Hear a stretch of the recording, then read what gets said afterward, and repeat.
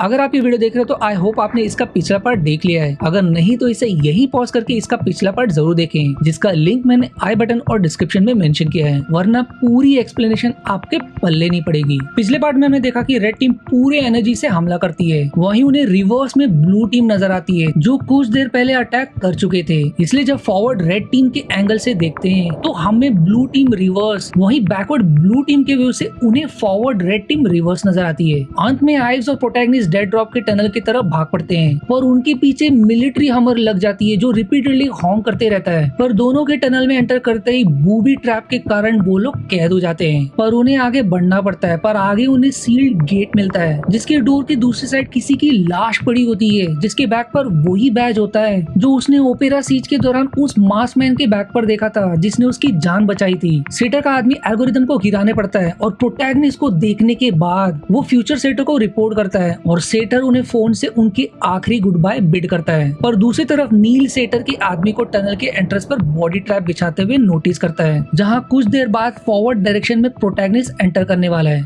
यहाँ याद रखिए कि नील इन्वर्टेड है, इसलिए उसका समय फॉरवर्ड मूविंग प्रोटैगनिस्ट से और पीछे चल रहा है। अब वो तुरंत खुद को फॉरवर्ड करने के लिए दुश्मनों के टर्न स्टाइल मशीन की तरफ भाग पड़ता है। जैसे ही उसे उसका फॉरवर्डेड वर्जन मशीन की तरफ जाते नजर आता है, वो तुरंत सीक्रेटली टर्न स्टाइल मशीन में एंटर करके फॉरवर्ड होकर निकलता है और अब तुरंत प्रोटैगनिस्ट को आगाह करने के लिए रास्ते से हमर लेकर उनकी तरफ भाग पड़ता है। अब आप सोचे होंगे कि प्रोटैगनिस्ट का टनल में जाने का इंसिडेंट तो हो चुका था, तो वो घटना फिर से कैसे घट रही है नील के केस में। वेल, ये समझने के लिए आपको मेरी वो टाइम जंप का उदाहरण याद करना होगा कि नील कैसे पीछे जाकर टाइम जंप करके फॉरवर्ड हो गया। वो बहुत हॉर्न करता है पर सही समय पर उन्हें रोक नहीं पाता और अब हमें पता चलता है कि पिछले बार वो हॉर्न करता ट्रक में नील ही था।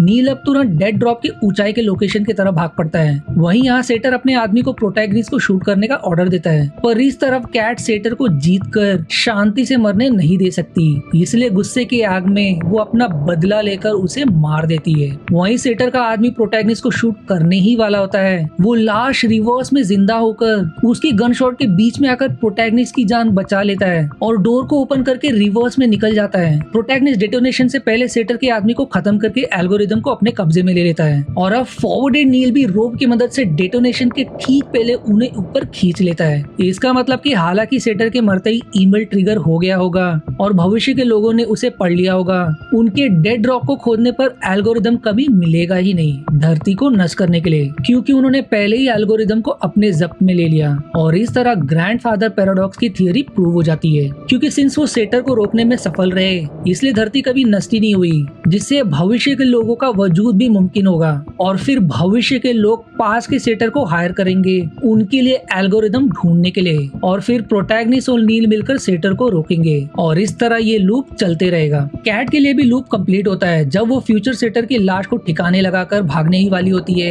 कैट का फॉरवर्डेड वर्जन उसे कूदते देख लेता है, यानी कि जिसे फॉरवर्ड कैट ने उसकी याद से एक समय कूदते देखा था वो उसका फ्यूचर वर्जन ही थी। फ्यूचर कैट इसलिए फ्यूचर सेटर की लाश अपने साथ ले जाती है क्योंकि फ्यूचर सेटर उस टाइमलाइन का है ही नहीं जिसे फॉरवर्ड कैट नहीं देख सकती, क्योंकि ऑलरेडी उसके टाइमलाइन में फॉरवर्ड सेटर जिंदा है। अब जब पूरा मिशन कंप्लीट हो गया, प्रिया का रूल ये था कि कोई भी एल्गोरिथम की जानकारी के साथ जिंदा नहीं जा सकता, इसलिए हाइव थोड़ी देर के लिए उन्हें शूट करने का सोचता है पर अंत में ना करने का तय करता है और इसे सीक्रेट बनाए रखने के लिए और किसी के पास इसका पूरा कंट्रोल ना हो, वो एल्गोरिथम को टुकड़ों में बांटकर हर एक को मरने पर इसे कहीं गाड़ देने का सुझाव देता है। पर नील अपना हिस्सा प्रोटैगनिस्ट को दे देता है क्योंकि उसे रिटर्न इन्वर्ट होकर लौटना होगा उस लॉक को उनके लिए खोलने के लिए। और जब नील निकलने लगता है उसके बैक पर वही किचन देखने के बाद अब मूवी का फाइनल क्लाइमेक्स रिवील होता है। दरअसल वो किचन का बंदा जिसने कई बार प्रोटैगनिस्ट की जान बचाई वो नील खुद था, क्योंकि टेनेट ऑर्गेनाइजेशन का खोज भविष्य में होने वाला है और उसका फाउंडर भविष्य में प्रोटैगनिस्ट खुद होगा।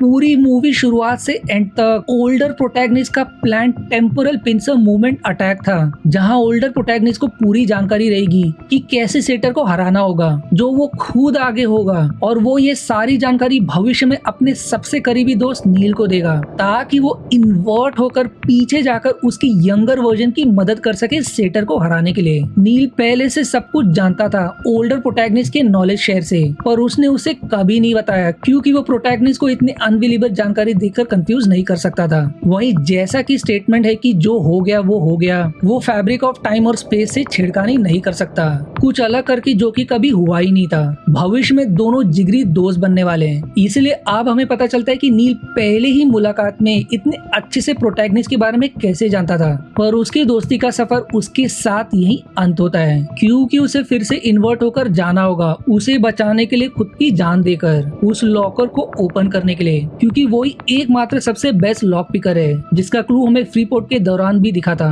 जब उसने एक एक करके सारे लॉक्स आसानी से खोले थे। वहीं प्रोटैगनिस्ट के लिए उनकी दोस्ती की अब शुरुआत होगी, क्योंकि आगे उसकी मुलाकात नील से होगी। ये समझते ही प्रोटैगनिस्ट की आंखें भर आती है और वो उसे रोक भी नहीं सकता, क्योंकि जैसा कि ग्रैंडफादर पैराडॉक्स स्टेट करता है, जो हो गया वो हो गया, उसे बदला नहीं जा सकता। इसलिए नील उस घटना में मारा ही जाएगा प्रोटैगनिस्ट को बचाने के लिए। अब कुछ दिन बाद कैट अपने बेटे को पिकअप करते नजर आती है, बट वेट, ये कौन सी वाली कैट है, फ्यूचर या फॉरवर्ड? वेल, मिशन के बाद जब 2 प्रोटैगनिस्ट और 2 कैट थे, कैट और प्रोटैगनिस्ट के फ्यूचर वर्जन्स को कहीं सिर्फ कुछ दिन के लिए छिपे रहना था अपने फॉरवर्ड वर्जन से, जब तक उनके फॉरवर्ड वर्जन इन्वर्ट होकर पीछे ना चले जाए, जो कि तब का मोमेंट है जब घायल कैट को बचाने के लिए दोनों इन्वर्ट होकर पीछे जाते हैं, जिसके बाद सिर्फ एक वर्जन एग्जिस्ट करता है उस टाइमलाइन में, और वो है फ्यूचर प्रोटैगनिस्ट और फ्यूचर कैट। इसीलिए अब हम फ्यूचर कैट को ही देख रहे हैं, और ये समय उस कार हाइस के आगे का समय है। पर मूवी के एंड में प्रिया एक आखिरी लूज एंड कैट को खत्म करने का तय करती है, ताकि एल्गोरिदम का रहस्य हमेशा के लिए दब जाए। पर फिर अचानक से प्रोटैगनिस्ट उसे रोक देता है। प्रिया को समझ नहीं आता कि आखिर उसे कैसे पता चला कि वो कैट को कब और कहां मारने वाली है।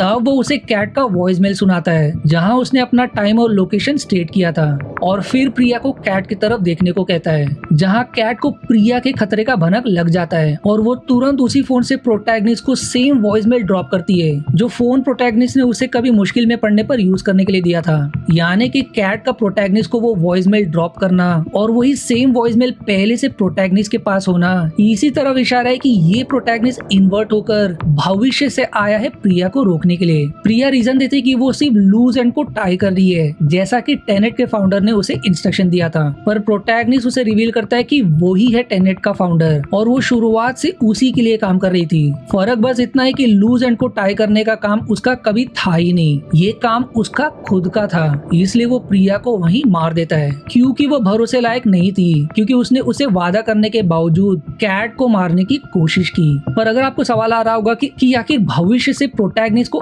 इन्वर्ट होकर उसे बचाने की क्या जरूरत थी, वो वॉइस मेल तो उस टाइमलाइन के प्रोटैगनिस्ट को भी मिला होगा, वो भी उसे बचा सकता था। वेल, एक्चुअली नहीं, क्योंकि जब तक उस टाइमलाइन के प्रोटैगनिस्ट को वो वॉइस मेल मिलता, तब तक प्रिया ने कैट को खत्म कर दिया होता। इसलिए भविष्य से प्रोटैगनिस्ट को इन्वर्ट होकर इस समय आना पड़ा उसे रोकने के लिए। वही मूवी के बाद अगर आपको अब भी कंफ्यूजन है कि वो कौन साइंटिस्ट रहेगी जो भविष्य में वो एल्गोरिदम डेवलप करेगी, वेल, इसका इनडायरेक्ट क्लू वो साइंटिस्ट खुद है, क्योंकि अगर आपने गौर किया होगा तो नील ने बताया था कि एल्गोरिदम डेवलप करने वाली एक साइंटिस्ट फीमेल है। वहीं यहाँ उस दौरान उसने प्रोटैगनिस्ट से ये भी शेयर किया था कि वो कई समय से इन्वर्टेड ऑब्जेक्ट्स के वर्किंग पर रिसर्च कर रही है। शायद आगे वो एक्सपर्ट बन जाती है एल्गोरिदम को डेवलप करने के लिए, जो कि मेरी थियरी है। वही बहुत सारी थियरी उड़ रहे थे कि नील ही कैट का बेटा मैक्स है, क्योंकि जब मैक्स के फुल नेम मैक्सिमिलियन के आखिरी शब्द को रिवर्स करते हैं तो वो नील प्रोनाउंस करता है। वेल, दरअसल ये थियरी इनकरेक्ट है, क्योंकि इसका क्लू मूवी के एंड में नील के उस स्टेटमेंट में है, अगर आप उसे गौर से सुनोगे तो।